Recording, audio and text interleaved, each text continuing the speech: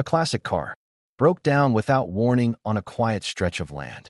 An old mechanic leaned over the engine, his hands hiding a past. And a sketchbook secret. Changed everything. When true identities were revealed, the road led to justice and forgotten dreams. This isn't just a repair story. It's a long overdue reckoning. A story of second chances. Are you ready? Hey there. If you love emotional, story-driven content, make sure to like and subscribe. Your support means everything to me. And now, let's dive into today's story. When the silver Shelby Cobra rolled onto the gravel road with a low growl, Ryan Cooper could tell instantly something was seriously wrong. He'd lived around engines his whole life, and that sound? Yeah, it wasn't good. Thick black smoke curled up from under the hood, catching the orange light of the setting sun. Damn it, Ryan muttered, pulling his cap lower over his face. With his plain clothes, sunglasses, and cheap hat, he'd managed to stay under the radar for 3 days now. 3 days away from the tabloids, the media, and all the corporate madness. Just him and a low-key vacation. Well, until now. He popped the hood, and a wave of heat and smoke poured out. Even with his knowledge, this wasn't something he could fix on the side of the road. He checked his phone. No signal. Perfect. He ran his hands through his hair, frustrated. That's when he spotted it maybe 50 meters ahead, a worn-out sign. Mitchell Auto Repair. Underneath, faded letters read, "Honest work, honest prices." It looked like it had been fighting the sun for decades. He didn't have many options. The nearest town was at least 60 miles out, and night was closing in fast. He shut the hood, grabbed his small travel bag from the passenger seat, and started walking toward the garage. The place looked like time had forgotten it. A rusty old gas pump from the 70s stood guard out front, and the building, once probably white, was now yellowed with age. The big garage door was open. Inside was dim, cluttered with old tools and the ghosts of cars long gone. "Hello," Ryan called out, stepping into the cooler shade. A clatter of metal, followed by some colorful swearing, answered him. A pair of worn work boots appeared from beneath an old pickup. Then came the man, probably in his 70s, in denim overalls, face lined with years of hard work. Despite his age, his hands moved with practiced precision. "Was just about to close up," the man said, wiping his hands on a greasy rag that looked like it was adding more dirt than cleaning. He gave Ryan a quick once-over. "Looks like you could use some help." "Car trouble." "Yeah, about half a mile back," Ryan replied. "Shelby Cobra. Overheated, maybe something blew." The old man raised an eyebrow. "Cobra? Real or kit?" "Original, 66, Ryan said, a bit impressed by the question. "Most people couldn't tell the difference." "Restored it myself." The man nodded. "Driving a car like that out here and breaking down. Interesting." There was a flicker of suspicion in his voice. "Name's Frank Mitchell. This here's my place." "I'm Ryan," he said, and then paused. He left out the last name. "Just Ryan." Frank looked at him for a moment, then gave a small nod. "Let me grab my keys. We'll take a look. Probably gonna need to tow it." As Frank grabbed his keys, Ryan noticed movement in the corner of the garage. A young woman was perched on a stool, lost in a sketchbook. Her dark hair was messily tied up, and she wore paint-splattered jeans and a flannel shirt. She hadn't looked up once during the whole conversation. "My granddaughter, Emily," Frank said, catching Ryan's glance. "She's always drawing something." "Emily, say hi to the customer," he called out. The girl looked up briefly. Her eyes met Ryan's for just a second, scanning him quickly like her granddad did, but with a different kind of spark. A creative kind of spark. The kind Ryan had seen before in designers he'd worked with. "Hey," she said simply, then went right back to her sketching. Frank gave a little shrug. "Takes a while to warm up, but she's got a good heart." About 20 minutes later, Frank Mitchell was standing over the Shelby Cobra, inspecting the engine. His fingers moved with practiced ease between the parts. "Man, this is a beautiful machine," he murmured. "Here's the problem. Coolant hose blew. Probably overheated. These classics don't like sitting in traffic too much." Ryan nodded. He'd been pushing the car hard lately. The feeling of the road beneath him, yeah.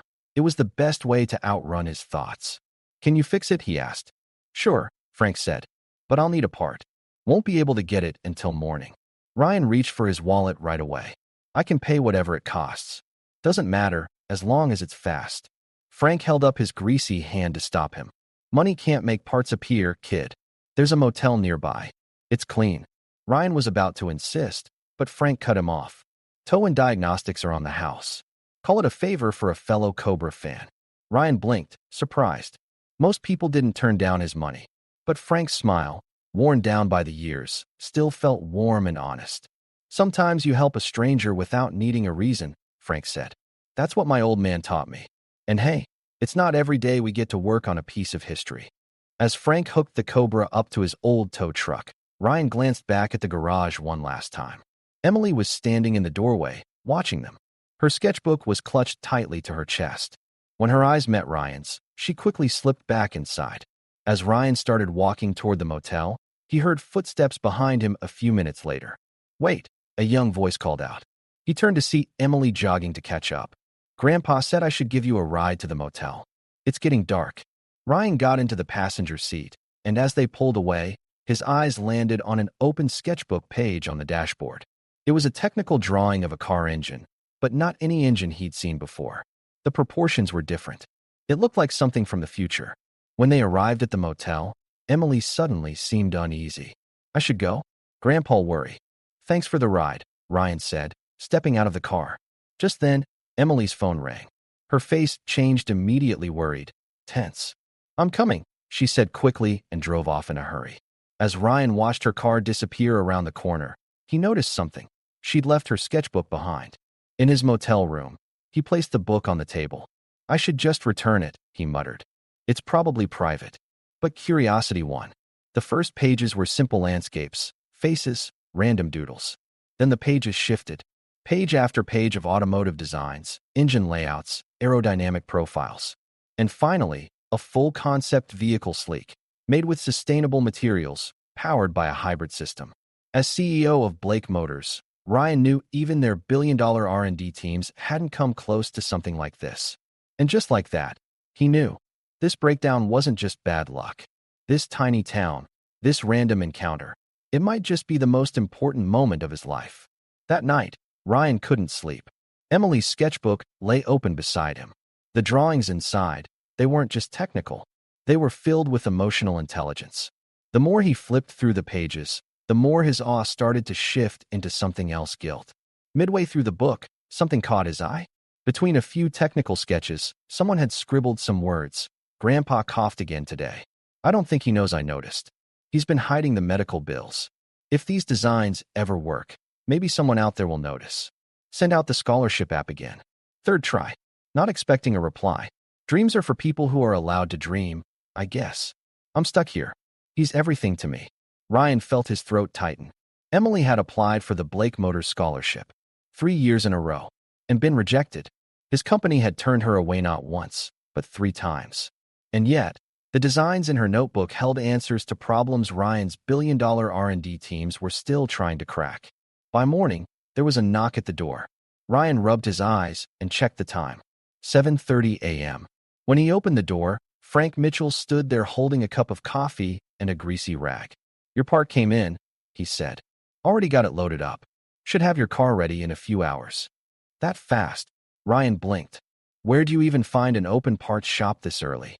Frank just shrugged. "Old friends in the right places. Buddy of mine in Milan had one left. I called, he delivered." As they drove back to the garage, Ryan stared out the window. Everyone in town waved at Frank. And Frank waved back, calling them by name. He wasn't just the town's mechanic. He was its heart. The Shelby Cobra gleamed under the soft morning light. Frank went straight to work, lifting the hood and getting busy. After a while, Ryan couldn't help but ask, "Mind if I look around a bit?" Frank nodded without looking up. The garage looked different in daylight. More alive.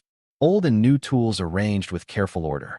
In the back, the office door was cracked open. Inside, Ryan noticed an old calendar and a wall filled with handwritten invoices.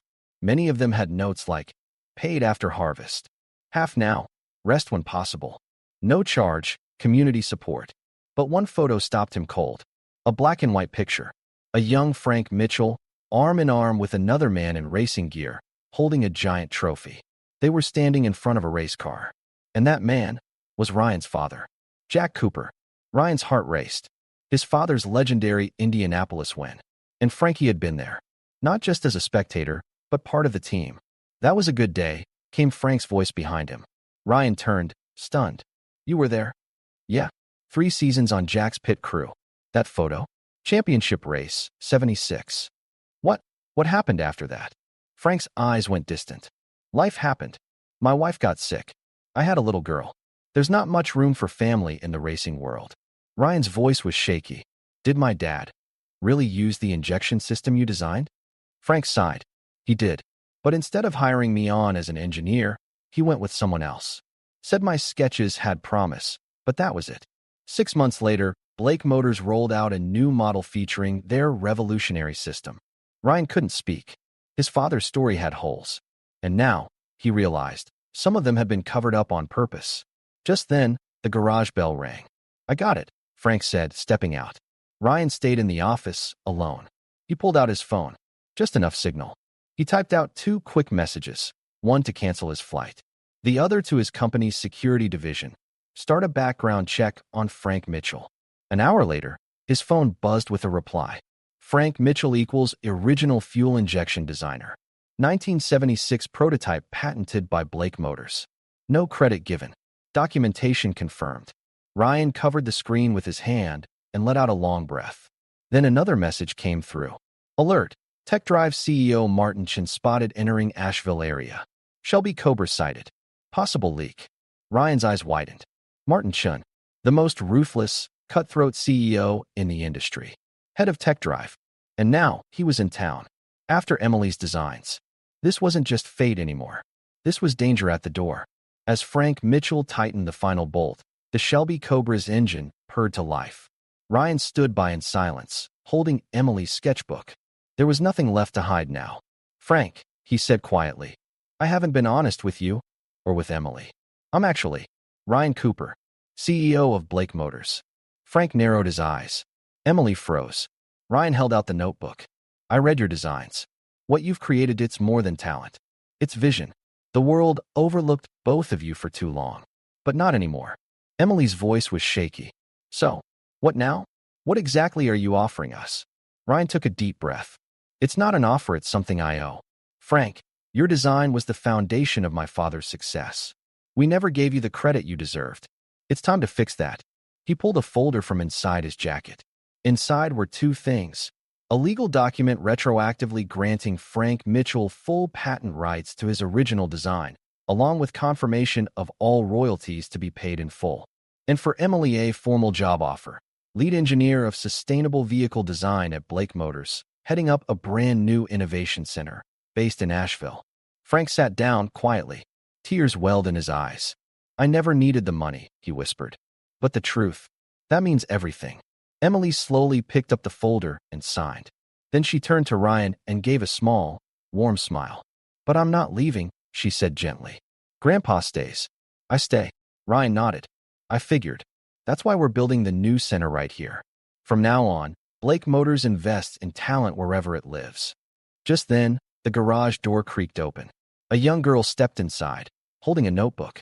Mr. Mitchell, she asked shyly, can I show you my drawings? Frank smiled. Emily walked over and knelt beside the girl. Of course, she said. Actually, you're exactly who we've been looking for.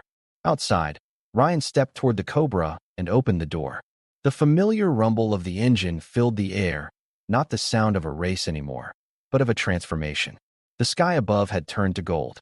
All that remained now was this, a debt repaid, a talent recognized, and justice, late, maybe, but finally served.